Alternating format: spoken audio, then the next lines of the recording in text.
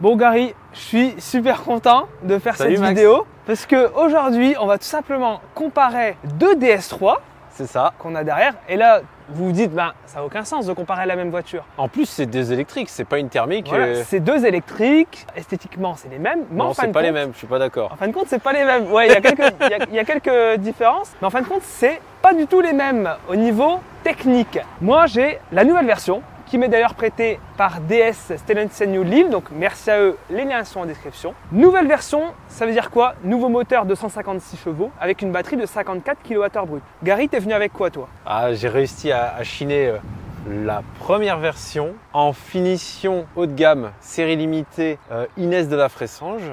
Elle a 50 kWh de batterie brute, 46 utile, pour une autonomie constructeur de 345 km environ. Je l'ai chiné chez Spoticar de Chi, donc un grand merci à eux parce qu'on était vraiment tout juste pour avoir la voiture. Moi, au niveau de l'autonomie WLTP, je suis à 404 km constructeur. D'accord. Donc c'est marrant, au niveau du poids, on est globalement pareil sur les deux versions. On va faire un petit tour aussi déjà en statique avant de prendre la route pour comparer déjà les interfaces et les légères évolutions esthétiques et au niveau de l'ergonomie à l'intérieur. Il y a eu quelques petits changements. On va surtout C'est regarder intéressant. si par rapport à cette différence WLTP, si on la retrouve dans la vie réelle. Exactement. Voilà. Parce qu'on va faire un petit circuit mixte, un peu de ville, un peu de route, un peu d'autoroute. Et à la fin, on va comparer les consommations pour voir si la promesse est tenue. C'est intéressant. Alors aujourd'hui, on le teste avec la DS3, mais ce pack batterie et ce nouveau moteur, on le retrouvera partout, y compris dans la i308. Tout à fait. La future i308, donc, et de tout ce qui est 208, machin et tout. Voilà. Donc, ce qui est valable ici dans cette vidéo sera valable pour tous les autres modèles de Stellantis. Parce que pour rappel, l'ancien moteur est un moteur d'origine continentale fabriqué sous licence. Voilà. Ok, Donc il n'est pas intéressant. forcément bien optimisé, ce qui pourrait expliquer les écueils qu'il y a eu sur les consommations quand cette voiture-là est sortie, même si je pense qu'ils ont amélioré un peu le logiciel qui permet de piloter le moteur. Pronostic, moi je pense que la tienne consomme moins. Je suis vraiment curieux de savoir. C'est pour ça que j'ai vraiment Et voulu comme faire en cette plus tu vidéo. as un petit peu plus de batterie, ce qui pourrait justifier cet écart qu'on a entre le WLTP et le réel. Ok. Mais à vérifier. Bon, bah, on vérifiera. Bon, Gary, Oui. voici les deux versions. Et toi, tu me disais que tu as une préférence pour la tienne finalement. Bah franchement ouais, je préfère celle de première génération. Je pense qu'il y a quelque chose dans les feux. C'est pas les rétros rouges, hein. Ça, si je pouvais les enlever, je les enlèverais. Mais ouais, c'est vraiment la calandre avec l'encadré chromé sous les feux. En plus, comme elle est sur une teinte assez foncée, ça tranche un peu par rapport à la rouge, je pense.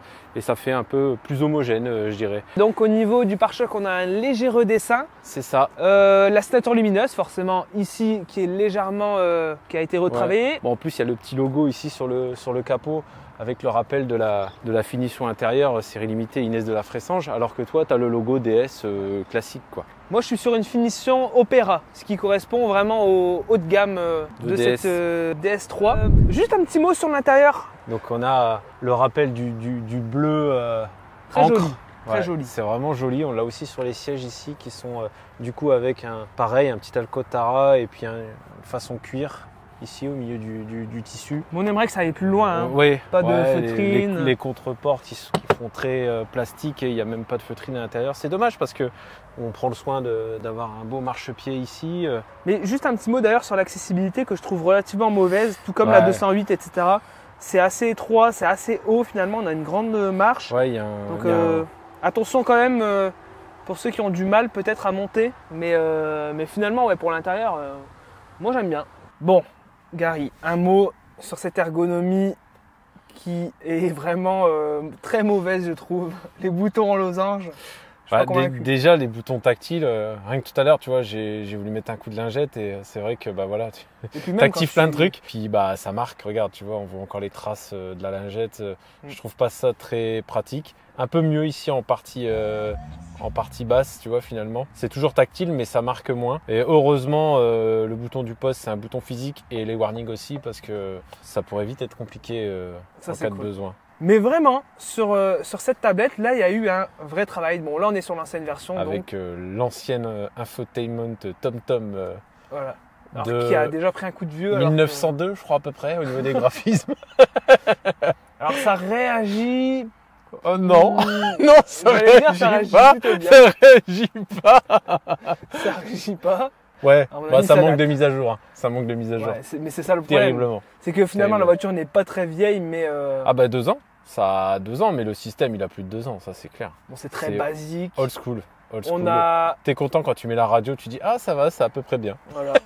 Alors, ce qui est bien, c'est qu'on a CarPlay et Android Auto, bon, filaire. Ouais. Sur la nouvelle version, c'est sans fil. Cool. D'accord. Ah. On n'a pas de planificateur, tout comme dans la nouvelle version. Une question que je me pose aussi, Ouais. pourquoi on a un ciel d'auto clair alors qu'on est censé être dans du premium? Je sais pas. Alors que dans la 308, non mais j'avoue, c'est- surtout sur cette finition-là, personnellement, même si ça permet d'amener de la lumière, bah, j'aurais bien voulu avoir, ou alors quelque chose de plus original, soit un espèce de beige clair, blanc, presque blanc, ou alors finalement un peu la récupération de ce bleu là, pourquoi pas, ouais, c'est le thème de la voiture. Donc ouais, là on sent c'est l'économie. Tu regardes en bas, mais tu regardes pas en haut. Parce qu'en haut, ouais, puis là, enfin- ça fait très basique, quoi. Le prix quand elle est sortie, Gary? 45 800 €. Voilà. Même maintenant, le prix de cette version d'occasion, est-ce qu'il y a la petite plaquette? Oui, je l'ai. 28 990 €. Voilà, je pense qu'on a. Ah, faut aimer la voiture. Une petite chose que je voulais te faire remarquer, Max, tu vois comment il est marqué ici, le bouton? C'est assez bien d'avoir finalement un modèle d'occasion qui a 2 ans, 30 000 C'est km. vrai que c'est très intéressant. Parce Parce qu'on voit les points d'usure ouais. et tout. Tu vois? C'est déjà bien abîmé, quoi. Et tout comme tu me faisais montrer tout à l'heure, là-bas, la porte, là, Ouais, C'est là usé, ici, hein. on dirait que ça a 10 ans.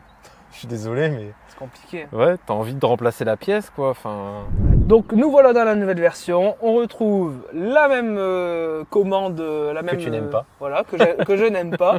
On retrouve le même levier, les mêmes contrôles. ah, t'as plus le e-Tense là. Moi, j'ai le petit logo e-Tense. là, Ouais. c'est- Toujours le ciel de toit gris, Oh, ouais. Ah ouais. mais grosse évolution. Et franchement, je suis agréablement c'est- surpris. C'est mieux quand même. C'est mieux, Ah oui. c'est bien. Là, foutu. ça fait moins 1902. Voilà. Et puis tu as un vrai mur d'application. Bah, ils ont développé pour les nouvelles générations de 308 et de DS4 une interface totalement nouvelle. Et là, ils ont pris l'interface des DS4 et ils se sont dit, on en profite, on C'est la ça. met dans la DS3. Malheureusement, alors on est dans une voiture électrique, on n'a ni planificateur, on a une carte avec des bornes, mais honnêtement, elle n'est pas à jour. J'ai regardé, elle n'est pas à jour du tout. Et donc là, là pour le coup, c'est vraiment réactif. Ouais. Ça réagit Si bien. on demanderait à avoir, on est à côté des chargeurs, on devrait avoir les chargeurs qui Ouais. apparaissent sur la carte, quoi. On n'a pas les chargeurs. C'est dommage, il y a une connexion 4G, on le voit, il y a une Ouais. connexion, tout ça, donc logiquement, ça devrait pouvoir se mettre à jour via OTA, quoi. Et là, ici, on est sur une station et vous Ouais. voyez qu'il n'y a rien du tout. Je suis sûr que sur la Mégane, elle apparaît en plus. On n'en a pas parlé avant, mais moi qui suis assez grand, je fais 1m80, toute proportion gardée, et qui ai surtout des grands pieds. Je fais du 45, et je trouve que les pédaliers sur ces voitures-là, sur les petites Peugeot, ils sont vraiment pas adaptés aux personnes avec des grands pieds comme ça. Souvent, quand j'appuie genre sur la pédale de frein, j'ai le bout du pied qui vient toucher sur vraiment le support. Au lieu d'appuyer sur le patin ici, ça appuie Ok. vraiment sur le... Tu vois? Ça, c'est pour te forcer à acheter un 3008.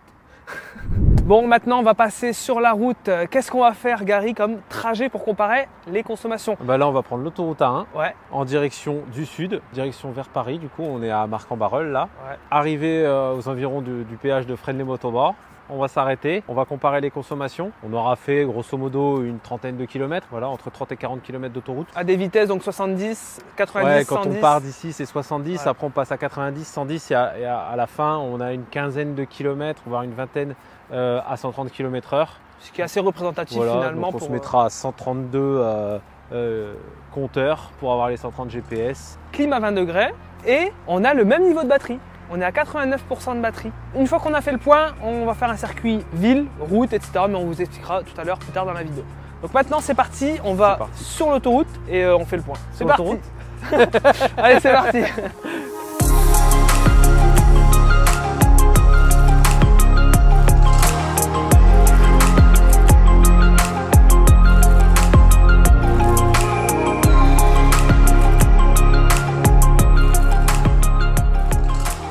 Bon, Gary, Au début, j'étais en confiance.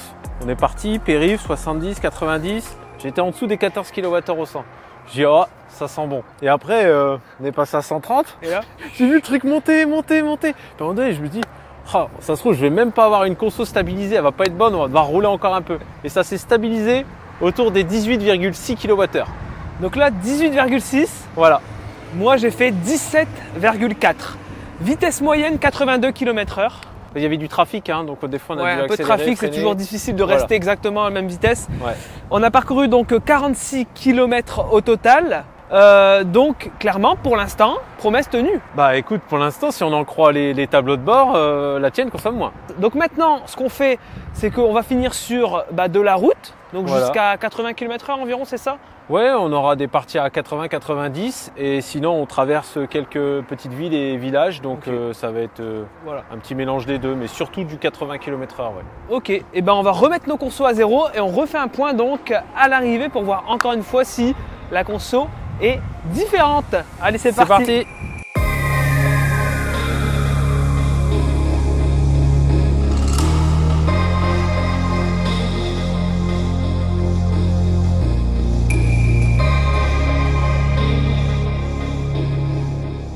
Bon, c'est parti. Gary, on a terminé simplement notre partie en ville, donc mix ville et un petit morceau de route. Là, on fait un petit appoint de charge chez Electra. D'ailleurs, code promo MaxBLD qui vous permet d'avoir moins 30% sur le kilowattheure sur votre première recharge et il n'y a pas de condition de durée. Donc voilà, c'est valable toute cette année, etc. Donc c'est plutôt cool. N'hésitez pas à l'utiliser. Gary, quel bilan finalement sur cette partie? Bah là, ça va mieux. On voit que c'est son terrain de jeu, la ville. La ville, carrément. C'est vraiment une voiture qui est faite pour ça. T'as fait combien de conso? 13,8, 13,3. Donc c'est pas mal. ouais, et avec la même vitesse moyenne. 47 km/h. Voilà, 47 km/h de On a vitesse fait moyenne. 15 km parce qu'on doit rendre la voiture. C'est ça, exactement. Et donc sur le parcours global, sur le trip global, on a fait donc 61 km sur ce test. C'est ça. Vitesse moyenne 66 km/h de mon côté, avec une 65. consommation, donc avec une consommation de 16,4 kWh. 17,5. Ah ouais. Donc là, clairement, on voit que le nouveau modèle est plus efficient. Donc promesse tenue. Moi, j'ai ma petite Ça, c'est idée. cool. Alors explique-moi un petit peu ta Ouais. théorie. Moi, je pense qu'ils ont travaillé sur le rapport final qui permet d'abaisser la vitesse de rotation du moteur en voie rapide.